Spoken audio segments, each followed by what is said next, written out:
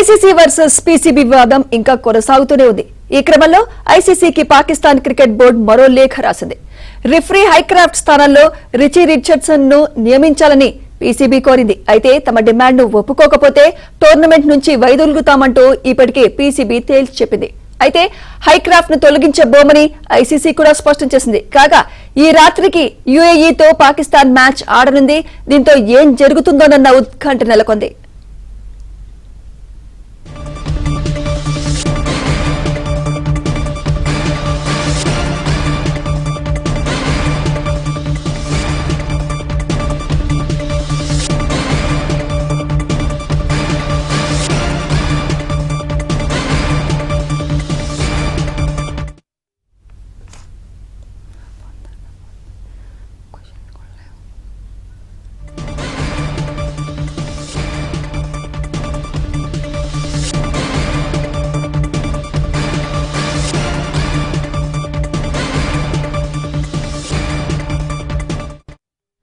ICC versus PCB వివాదం ఇంకా కొనసాగుతూనే ఉంది.